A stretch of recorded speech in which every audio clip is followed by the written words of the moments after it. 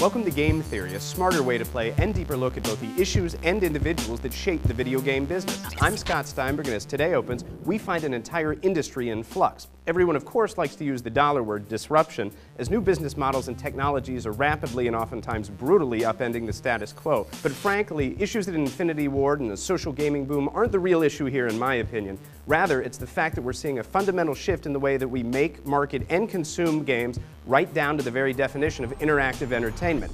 To put things in perspective, I asked a few friends, just how much is the field being rocked to its very core? The entire industry is going through change. When it was starting to change, we were like, we think we're going through a change, but now it's changing and we can feel it. We're like literally on the bow of the ship and the waves are crashing and the wind is in our face and we're like, holy sh**.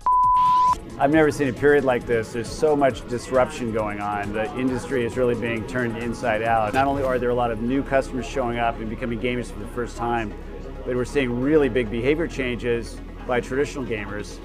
They used to just camp on one platform like the PlayStation, and now they're using a diversity of media, and they're engaging with friends, so they're doing a lot of things that are quite a bit more casual. A lot of the established players are very worried.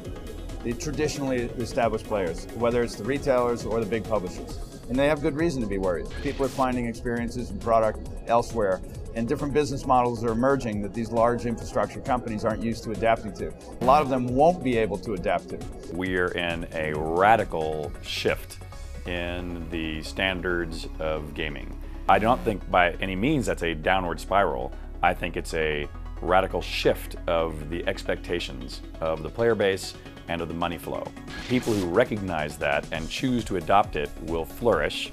People who ignore it or misunderstand it are doomed. It's like a complete genesis. And yes, it will be small and incremental every day, every week, every month, but over the next 1, 2, 3 years, it will be enormous. Everyone is vulnerable in this change. Bottom line, it's time for a wake-up call, because gaming isn't a single cohesive field anymore. Rather, it's a loose collective of different markets and subcultures rapidly waking up to the fact that as retail goes the way of the dodo, there's no longer room for one-size-fits-all. Call it the perfect storm. Thanks to the economy, the rise of free-to-play and online games, and players' increasingly mobile, hectic lifestyles, suddenly today's industry leaders are under fire on all fronts. Which makes me wonder, why are even the field's brightest minds struggling so hard to react? Everything is shifting all at once. And that's kind of what makes this so disorienting. You know, the demographics are shifting, the platforms are shifting, the business models are shifting, the cultures are shifting. We're probably on the steep part of that S-curve right now. I think about 5 years from now, things will start settling down a little bit, and it'll start feeling like it's a bit more predictable like it was. But I think this is probably the most exciting point in that curve. So we might actually be going through 2 or 3 or 4 inflection points at the same time, which is pretty phenomenal because, you know, most people's brains kind of work on one problem at a time. You know what I mean? And go, okay, digital to retail to digital, got it. And now I know how to deal with it. But we're going through like, I mean, if I sat here and brainstormed, I bet you could get to 5 or 6. Anyone who thinks that they're deeply entrenched in an existing business model and that business model is going to sustain, I think is fooling themselves. When we look at the top publishers and we look at their performance over the last couple years across their portfolio, I think the writing's on the wall. It's not seismic, it's the whole continent is breaking off and going to the other side of the planet. That's not seismic, that's like God playing with the continents. Think they've got it rough? Then you haven't seen corporate giants' latest sales reports. But the time for sympathy is over. Months ago, we warned the industry that the market couldn't sustain so many high-priced games and epic outings for stationary devices. Genius? Hardly. Try common sense. Jacking up production costs while limiting potential sales? That just doesn't compute. So what's the malfunction? Where do we as a business currently sit, and at what point do we finally get back to good from here? The sort of rise of social networking games, Facebook games, that kind of stuff. Last year we saw it coming, but we never realized how much it was going to transform and explode in the past year. Obviously other things like iPhone have had a huge impact. We had this down 10% year kind of out of nowhere.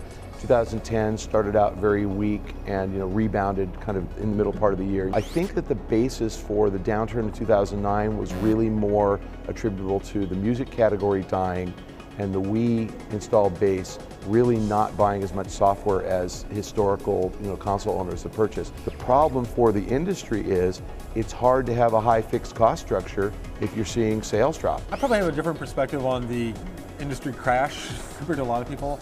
And I bet you if you went and talked to Sid Meier or Peter Molyneux, they'd give you a similar answer. You know, compared to like 1984, this is nothing.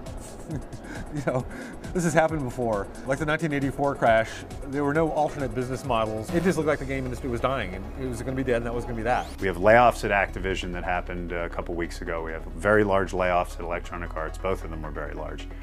That's not a sign of a healthy industry. Having said that, I think the industry will be healthy, is not headed for doom.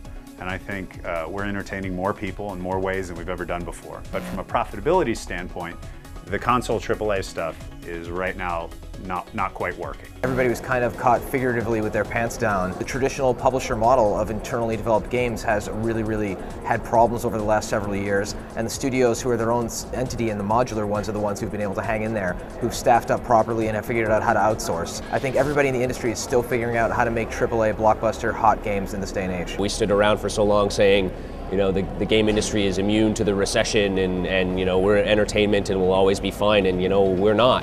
Good point, as industry insiders seem to be falling into three camps lately. 1, publishers, 2, analysts, and 3, the rest of us poor chumps shackled by this little thing I call reality. Want to hear my rants, plural, about where the breakdowns are happening? Then hit up our website. But for now, kindly allow my associates to sum up the state of the gaming nation. We're a cyclical business. I remember making cartridge games, and I remember they were wildly profitable. Eventually, the games got more expensive. We made better games. They filled the cartridges. The cartridges got packed with very expensive chips to hold the data. More people started making the games, and the business wasn't great. And Trip Hawkins came around and said, well, what if we put it on a CD? The business model of putting it on a CD changed an $18 packaged good, $20, $24, depending on what was in it, into a $2 packaged good. And suddenly, games became incredibly profitable again.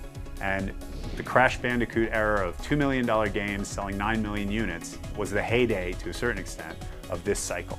We're now at the tail end of that cycle. We have $60 million games being made, $80 million games being made, put it on a disc that still only costs $2, but we're selling it through stores at inflation adjusted, the price we sold it through stores 10 years ago. You can say what you will about fairness, you can say what you will about liking the business as it is right now, but the publishers are not profitable. And if the publishers do not make profit, one of two things has to happen. Either 1, they have to change, or 2, they have to stop making games and go out of business. It's really tough being a big studio now. Obviously for Electronic Arts, it's a very difficult road right now, and THQ is slipping. On the other hand, you're seeing a proliferation of small independent studios. And the good news there is that they're experimenting with all kinds of ideas and all kinds of different forms of gameplay. The bad news there is that they're not making money hand over fist either. The Halos and the Call of Duties, the Fables, they're the big franchise. They make an awful lot of money. And then on the outside of that, you've got these new forces. Social gaming, Facebook gaming, iPhone gaming. All of those people are sort of around the edges of this big center. Consumers of that content are expecting more engagement, they want to be surprised, they want to be entertained, and that's tough for companies to deliver on time and time again. When you've got those big companies so dependent upon a very few franchises, if anything goes slightly wrong, it's a big tragedy. Call of Duty in 2003, you played it for 6 or 10 hours and you put it aside and you bought something else. When you play it in 2010, you play it for 6 or 7 hours, then you go online multiplayer and play it for 200 to 300 more hours. And Activision's not getting more money for that. When you play for 200 hours, you are buying fewer games. And I think that's what we really saw in 2009.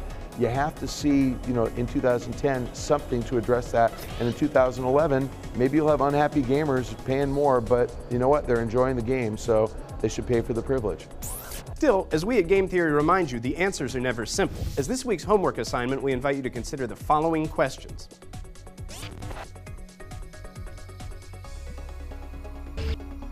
And be sure to hit us up at our website, GameTheoryOnline.com, to share your thoughts. Until next time, this is your professor, Scott Steinberg, signing off.